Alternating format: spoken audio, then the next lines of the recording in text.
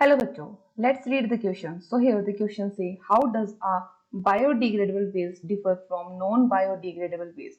Give two example of non-biodegradable waste which pollute our environment. So हमारे पास यहाँ question का जो की कंसेप्ट है, वो की कंसेप्ट किस पर बेस्ड है? वो बेस्ड है वेस्ट मटेरियल पर। जहाँ क्या कहा गया? जहाँ कहा गया कि बायोडिग्रेडेबल वेस्ट मटेरियल कौन सा होता है। तो बायोडिग्रेडेबल वेस्ट मटेरियल हम किसको कहेंगे? तो हम कहेंगे ऐसा वेस्ट मटेरियल जो क्या हो जाता है, जो इजीली ब्रेक डाउन हो जाता है। तो जो इजीली ब्रेक डाउन हो जाता है और उसी के साथ ही क्या होता है, कैसे ब्रेक डाउन होता है? By microbes. माइक्रोब्स की हेल्प से इजीली क्या हो जाता है, ब्रेक डाउन हो जाता है। उसी के साथ हम क्या कह सकते हैं, ऐसे वेस्ट मटेरियल को हम रिसाइकिल कर सकते हैं। उसी के साथ क्या है, ये कोई पोल्यूशन कॉज नहीं करता।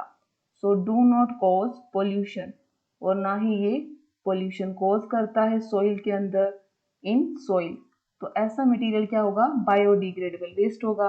अगर बात करते हैं एग्जाम्पल, तो एग्जाम्पल आ जाएगा पेपर है, वुड लकड़ी है। अब बात करते हैं नॉन बायोडिग्रेडेबल के लिए कि वो कैसे होते हैं।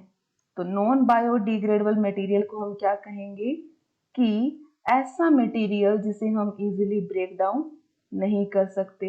तो हमारा आंसर क्या होगा कि ऐसा वेस्ट मटेरियल विच क्या होता है, जो which can not broken down, can not broken down, ना तो उसको हम तोड़ सकते हैं, ठीक है, किससे? बाय माइक्रोब से।